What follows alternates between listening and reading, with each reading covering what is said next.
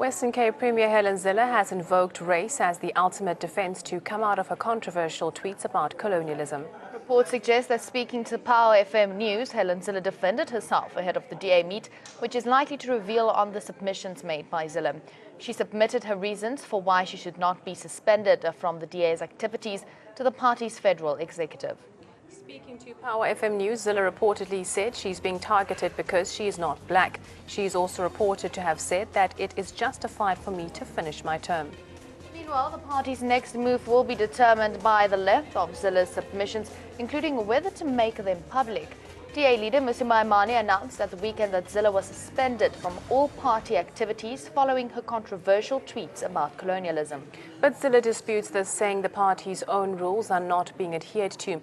The DA's disciplinary committee will be meeting on Friday to decide on the misconduct charges laid against her. In an about turn, the DA issued a statement hours later saying the federal executive had temporarily suspended her from party activities. This will be enforced until a conclusion of the disciplinary proceedings against her are reached. We see parties like AFF coming now out and saying that Helen Zille is a racist.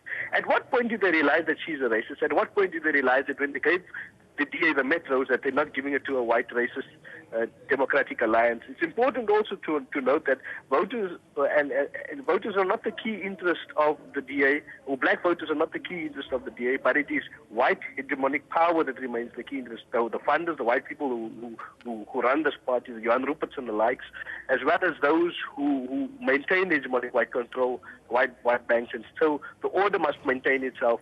So they're towing a simple line of maintaining that power base and ensuring that white power remains central to the Democratic Alliance. And so we foresee that Helen Zille won't obviously go. She'll remain in power. And it's also important to note that when Musi Maya comes out and he says that she's suspended, she still gets to remain as the Premier of the Western Cape. How do you suspend someone and maintain them as the Premier of the Western Cape?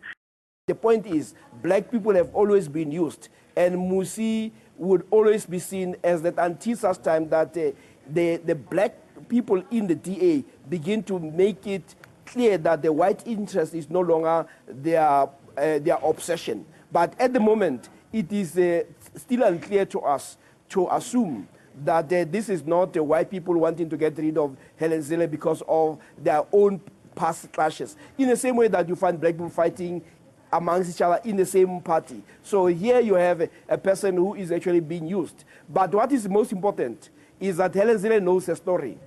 This is what was very clear, is that Musi is supposed to be a leader of the DA. Does not even understand the constitution of the DA.